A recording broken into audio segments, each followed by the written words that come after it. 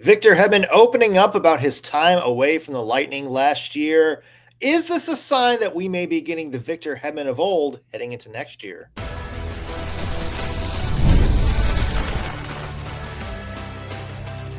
You're Locked On Lightning, your daily podcast on the Tampa Bay Lightning, part of the Locked On Podcast Network. Your team every day. Happy Friday and welcome into Locked On Lightning. I'm Nick Morgan. That's my partner in crime, Greg Stephen, and a lot to get to on today's show. We are continuing our Behind Enemy Lines segment by going up to New Jersey. Can the Devils actually break through this year with all that good young talent they have? Plus, Alex Ovechkin is the NHL's all-time leading goal scorer. This could be his last year. That raises the question, will anybody ever touch Ovi in terms of all-time goals scored? We did think Wayne Gretzky's goal record was unbeatable for a long time. Can somebody actually pass Ovi? And how long are we talking about here? A lot to get to on today's show, but first, big story this week for Tampa. Greg, we've talked about Victor Hedman for months now, and his absence from the team. He came out after the season, opened up about some of his mental health struggles. Diving into a little bit more this week. Yeah, I guess he was transparent and kind enough to share a little more in depth with us, which I'm sure everyone appreciates, to get some insight as to like what truly was going on for him. And it brings a few questions for me. I mean, the first is, look, I really appreciate it, and I am not in the business of knocking anyone for doing whatever they need to do for their mental health. So let's just get that off the table. Yeah. But I mean, he opened up about having performance anxiety, and we're talking hockey performance anxiety. Good. So, he gets on the ice, I guess, and he felt overwhelmed. He felt like if he made a mistake, he wasn't able to shake it off as effectively as he could in prior years. Does that come with the fact that he was the captain? Is that why? Is that why this happened to him? For me, it begs a lot of questions. It's like, does that mean you're capable of holding this role? Does that mean it can change? Well, let's dive into what he said first. And he said, the quote he gave NHL.com, it wasn't about feeling low. It was performance anxiety, kind of feeling that pressure in your chest as soon as game day would hit. It locks you up. You make a mistake. And in the past, you're able to shake it off. I just couldn't do that. And on top of that, I wasn't feeling 100% physically. So in the article, he also talked about part of that being related to some of his injury issues. He talked about having a undisclosed injury back in November, December. We remember he missed almost a month there. He came back. It was just a couple days later, he had elbow surgery. Victor Hedman said that for whatever reason, he wasn't skating right. Like his skating just felt off. He was not 100% with the elbow. And all of that sort of got him to kind of doubting himself. Yeah. And to me, Greg, I don't like, I'm sorry to cut off your argument here, but I don't read that as, are we going to question whether it happens again? Like, I'm not questioning Victor Hedman's mental toughness, and I'm not. In fact, I think it's pretty mentally tough to be able to stand up in front of the entire hockey world and say, you know what? I'm having some strong work-related anxiety here. I can't do my job. And being honest and going and getting treatment for it, because of there's still, even in today's day and age, especially with men of our age, a big stigma around mental health.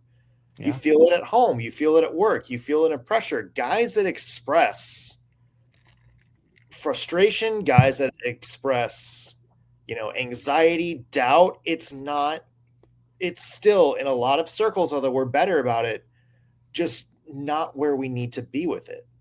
And so I applaud Victor Hedman for standing up and being brave enough to say that. And I don't question his mindset going into this year, Greg. That's not what I question. Totally fair. And I'm with you. It's like, you got to give him a round of applause, because it's tough to come forward about this type of stuff. And as you said, especially as like a male who grew up in the 90s, 80s, like we did. Yeah. And it's tricky. And there is a stigma around that type of fortitude that you need to have mentally. And I do respect him a ton for it. And look, I don't think it's like a matter of, do I doubt his ability to return in full force? I think it's more, can you accept that you are getting old? Because I think while I agree that it's 100%, like if you're beat up and it's tough, you have injuries. I think he noted in the quote, like, I felt a lot slower, and it had something to do with an elbow injury he was talking about. And he said he just felt a lot slower. He's behind the play. He wasn't doing what he normally felt like he could do. He felt just not quite up to speed with everyone else. That could also be that you are, what is he, 34, 36? He's 35. 35? So right there in the middle. Yeah. You hit the goal post either side. But that's, that comes with the territory, right? Like, right. I'm 33. I already feel like I'm 50. So I get, like, this guy is an athlete, so obviously a little different, but still, you decline. I mean, in your 30s, that's the beginning of the end, right? And yeah, and that's okay. It's just, I think it's going to come down to when you're healed and you come out there and you're still a little slower than guys like Celebrini and, these youthful speedsters that are just so talented. I mean, that's just the reality of the situation, unfortunately. So it's just like, can you accept that is truly what it is as well? I think that's the part for me, because, like, look, if he does return fully healthy, right, physically, I mean, and he still feels slow, you're going to be able to be like, oh, it wasn't just like this injury situation. It was more that, like, I'm 34 or 35. Yeah, I can't remember numbers anymore. I don't know. 35. But I got it. Yeah. And I think that part of it's fair, Greg. Yeah. I'm not going in questioning Victor Hedman's mindset, but I do think it's fair to question the health. Yeah. And that, I think, is more of an appropriate conversation. And to your point, there is sort of a going to have to cope with it conversation that not just Victor Hedman, but every NHL player is going to have. And maybe it happens, at age 41. Maybe it happens at 29. You look at some of these young players who just hit the ground running coming into the league and aren't the same player they were. That's true. Every player has that conversation, and that is something that I think players struggle to cope with sometimes. And I think for Victor Hedman, that is part of the experience that he's going to have to deal with. But to me, Greg, I look at this as seeing Victor Hedman is in a good mindset next year. Yeah. And I see a lot of comments whenever we talk about Victor Hedman of, quote, I don't want him to be the captain anymore, mentally not strong, let his team down, quit on the team, for the playoffs, blah, blah, blah. I think that's BS. And I think in the long term, Victor Hedman maybe knew he wasn't 100%, couldn't power through for whatever reason, and went out and got treatment. Like, it's not like he just threw his hands up and went like, man, too hard. Yeah. He went out and did something to get himself in better shape. And if he says that he's coming into the season with a better mindset and he's feeling 100%, I trust that. And I think it's important, for the Lightning to trust that too, because the more confidence that Victor Hedman gets and the more support he gets as, if he makes those mistakes, because let's face it, Greg, like, you can be Victor Hedman, you can be Connor McDavid, you can be Curtis frickin' Douglas. You're going to screw up at any given time during a game. The good ones, like Victor Hedman said, he used to be able to do. He used to shake it off and get past it.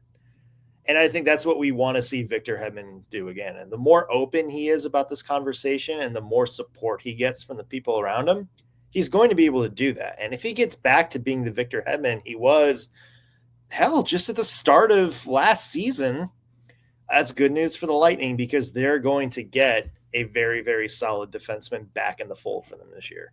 Yeah, absolutely agree with you. And I don't question his leadership either.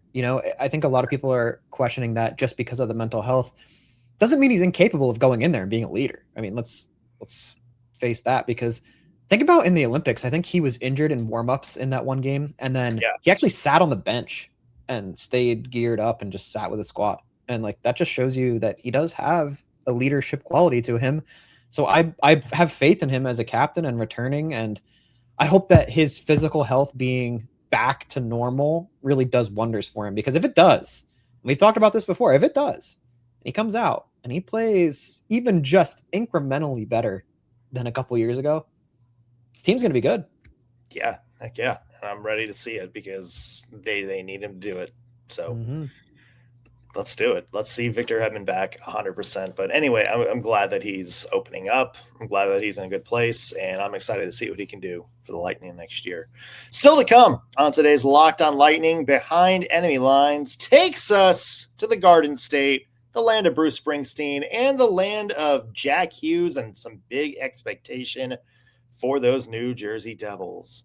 Can the Devils actually break through and become that powerhouse a lot of people thought they would? Let's dive in when we come back.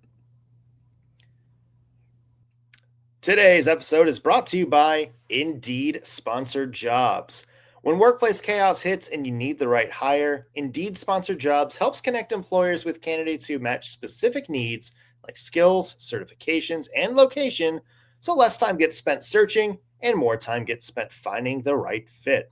People are finding quality hires on Indeed right now. In fact, in the minute that I've been talking to you, companies like yours have made 27 hires on Indeed, according to Indeed data worldwide. So spend less time searching and more time actually interviewing candidates who check all your boxes with less stress, less time, and more results.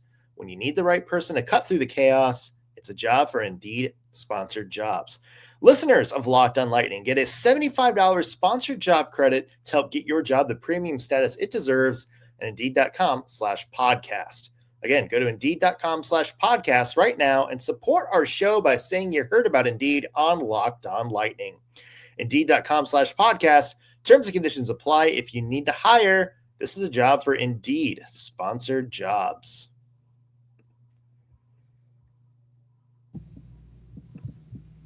Welcome back to Locked On Lightning. Nick Morgan here alongside Greg Stephen.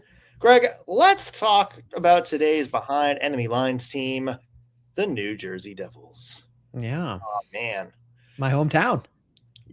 No, I did not know that. Oh, yeah. Well, there you go. You and the boss, Bruce Springsteen. Yeah. Just a couple of dynamic boys. But let's talk about the New Jersey Devils here because, Greg, it seems like every single year for the past 4 or 5 years, we've been like, all right, the Devils are going to be the great team. This is going to be the breakthrough year. This is just all that talent is finally going to come together and they're going to have the depth and yada, yada, yada. Hasn't happened yet. So, Greg, It hasn't. I ask you, is this the year it actually happens?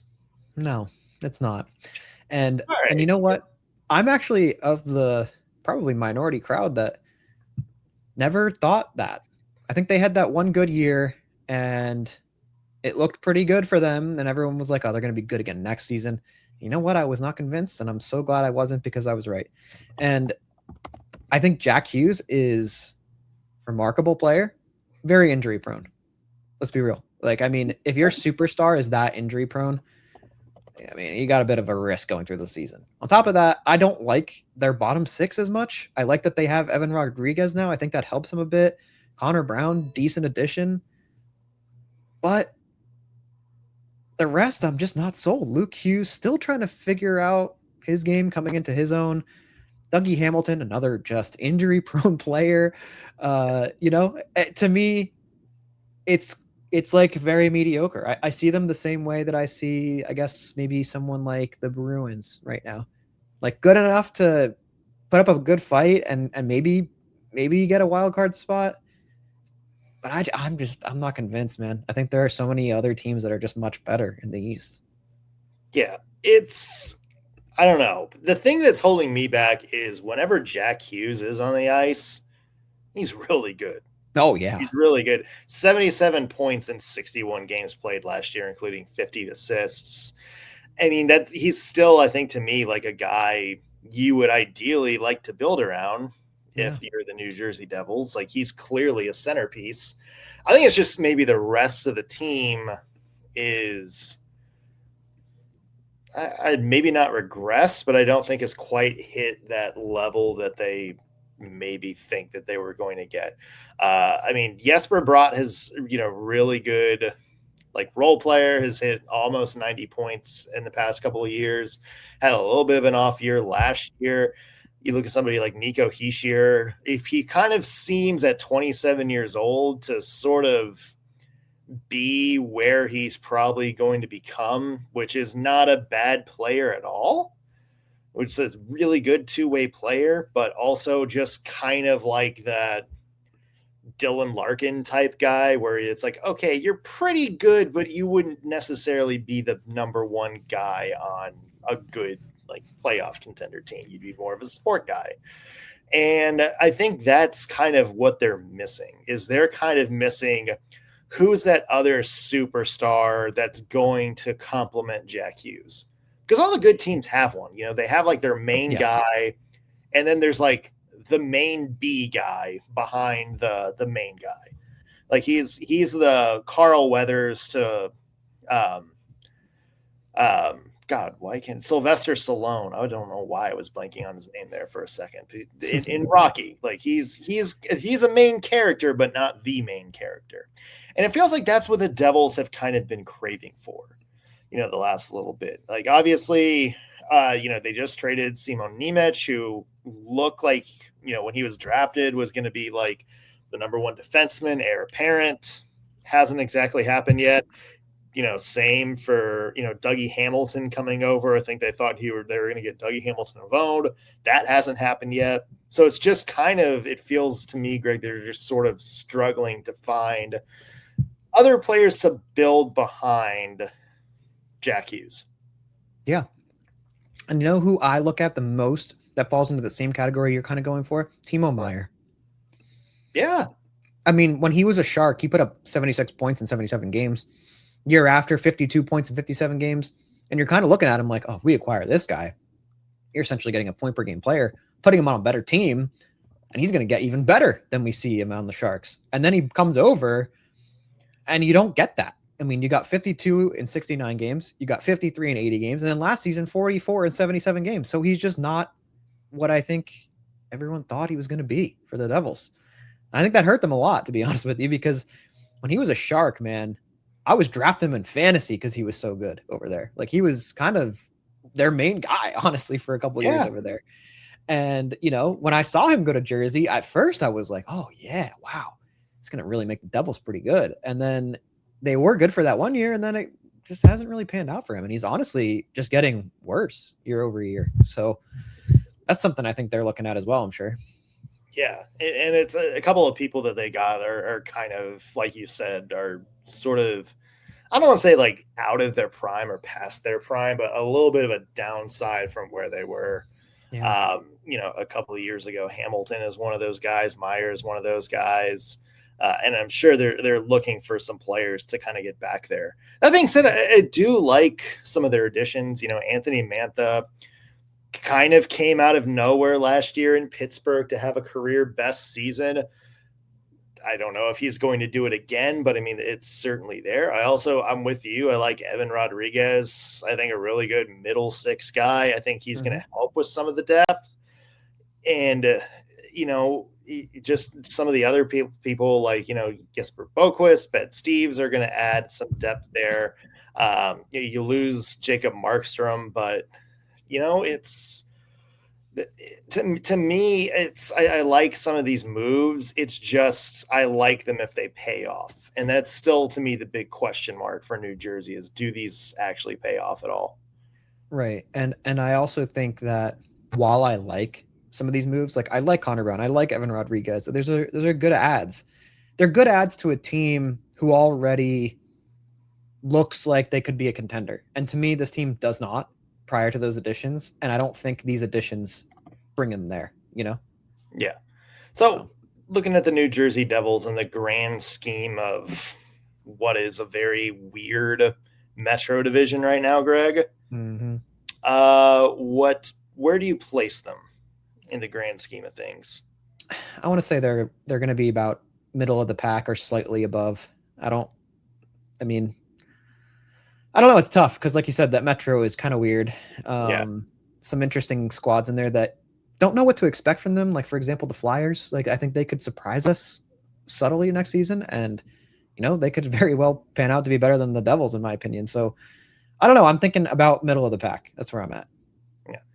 I'm not actually sure how to describe middle of the pack of the Metro because, like we talked about on the other show, it's like Carolina, clear favorite. I would put Washington kind of in a tier right before them. And then every other team you could look at and be like, this team is going to be pretty decent next year, or this team is going to suck really bad next year. Yeah. You can say that with pretty much the rest of every team in the Metro this year. You really could. That's why it's so difficult to place them, because it's like third or worse, is my opinion. Yeah, there's like no obvious, just, tanker, I would say. And it's going to depend on health too, because like For sure. Jack Hughes does end up getting a substantial injury again. It's like, all right, I just don't think they're going to be that good.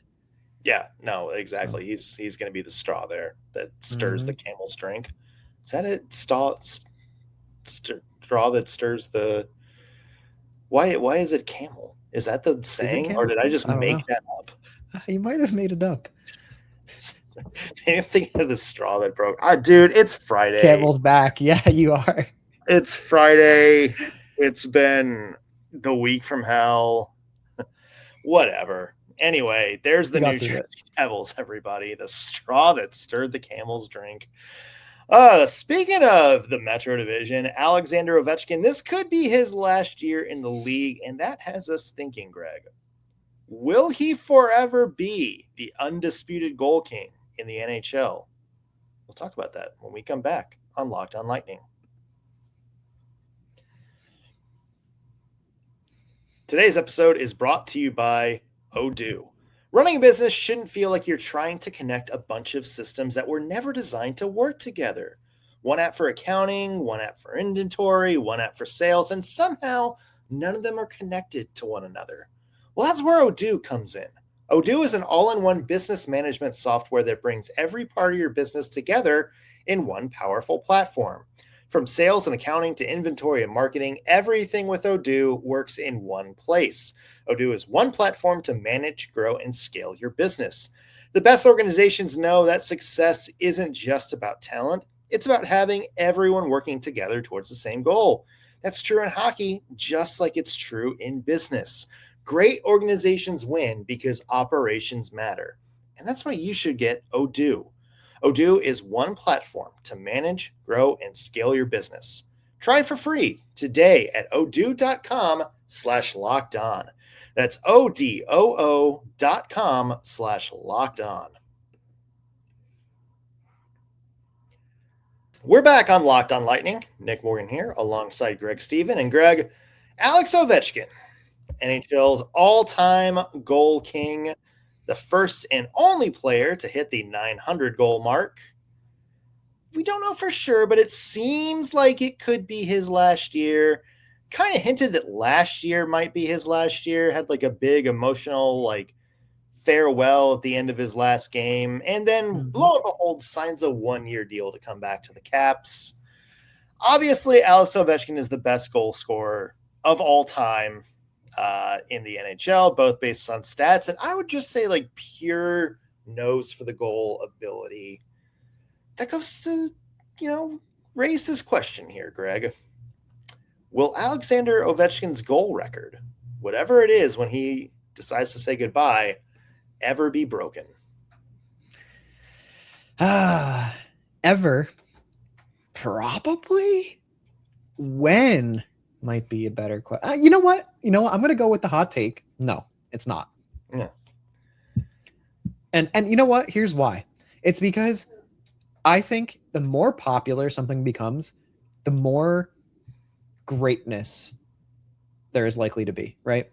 And look at the modern NHL. There are several players in this league where you're like, wow, this guy is really special. When Ovechkin was like that, it was really just him and Crosby. No one else was on their level. And right now, there are so many names that kind of feel equivalent to them, like Gavin McKenna, Macklin Celebrini, right? There's so many names that you could throw out there that kind of point in the same direction. Like, are they the next OV/Crosby? And obviously not all of them are going to pan out to be the elite talent we think they could be. But I do think as the sport grows, there will be more of those type players. And for that reason, I'm going to argue that the league will actually be more competitive, which would make it even harder to get this kind of record broken because it's going to require more of a team effort. I agree. I do think in a couple points here, it's interesting because I feel like some of the younger players are getting more and more dynamic as they get younger. Mm-hmm. Like coming into the league, I mean, look at what Macklin Celebrini's been able to do. Look at, some of the other players, kind of on his stature. And I think it's like, okay, there's going to be somebody who comes along that just does like gangbusters, right? Oh, yeah. But even still, I mean, Alex Ovechkin almost has, he's 930 goals, in 1,500 or so games. That's an insane goal scoring mark that even, players like Connor McDavid haven't necessarily been able to keep up. My question is, if somebody does break Ovechkin's record, who? That's the big thing to me is, number one, can it be done? Number two, is the person who can do it in this league right now? It's a good question. And you know what? I almost would have argued that I thought Austin Matthews could do it for a while. Yeah. I think now I'm less sold on that. But we also have to factor in something that we talked about with Victor Hedman, and that is there's a lot of luck that goes into this with your health. Yeah. Because think about Ovechkin. I mean, he played all the games, dude is almost never injured, right? Like his biggest injury was 2 seasons ago or last season? He hurt his leg. It was like his biggest injury of his career, and he was like 39. So, he got really fortunate to be able to play a majority of these games. A lot of guys are not that lucky, right? Like, there's going to be a year where you get hurt, and it's just inevitable. It's part of the game. And I think that's a part you have to factor in too. It's like, do they have the talent to get it done? And also, are they going to have luck on their side and survive all these injuries that you could obtain? Yeah. I mean, Alex Ovechkin has hit 50 or more goals in a season. If I'm counting this right, 9 times in his career. Yeah, that's absurd. And then you think about it, like on the others, because he's 40 now. Mm-hmm. If you look at his stats, he'll actually at the beginning of the season will be 41. So you look at the stats of like 35 and up, his seasons: 50 goals, 42 goals, 31 goals, 44 goals, 32. Yeah, that's pretty dang good for a guy of his age and his stage in his career.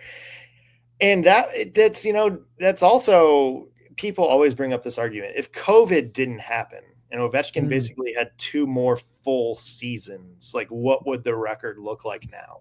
Because he had 48 goals when the season got canceled, and then 24 and 45 games in that weird little half season. Right. I mean, it's a valid take, right? Like, I mean, it's kind of like he got gypped out of his season, but I don't know that it's going to matter. Like, it's so many goals and so consistently, like you said, that amount of 50 goal seasons is, I mean, that's unheard of, right? Yeah. Like, I just don't think anyone in the league right now is going to be able to pull that off. No, you mentioned Austin Matthews, and according to the stats, he's actually has more career, like a higher goals per game rate than Alex Ovechkin has. Like Matthews has 428 in 689 games, which it's like 0.62, and Ovechkin was 0.59. Yeah. But that's kind of the catch, is Austin Matthews is going to have to keep doing that for basically like another 15 seasons. Yeah. And he just dealt with a pretty serious injury last season too. Yeah. And that's something that Ovi has done, but not necessarily, anybody else. Right. So it's twofold, Greg. It's one, is anybody going to have the longevity that Alexander Ovechkin has and be that good for that long? And number two, can he do that? Can he go into his like late 30s and still be scoring at that same rate? Right. For that reason, I don't think there's anybody in the league right now, and I'm including your boy Macklin, who's going to break Alexander Ovechkin's record.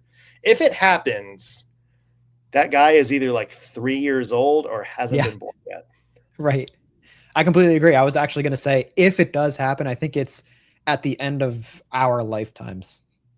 Yeah, I think it's at least 50 years. Wow. I was going to say between like 20 and 40. Yeah. Yeah. So, all right. Well, watch this happen. Like, watch Austin Tomorrow. Do it. Yeah. have an improbable 600 goal season. He's just putting up NHL 27 numbers there. Right. Let us know if you think Alexander Ovechkin's goal record will ever be broken. We would love to hear from you. Leave a comment on our YouTube page. Also, hit that subscribe button, whether you're watching us on YouTube or listening in on your favorite podcasting platform. Really helps us out when you subscribe, and you get to know firsthand when we have new content out for you. So that's cool as well. Thank you for making us your first listen of the day here on Locked On Lightning. We will be back next week with new episodes. See you then.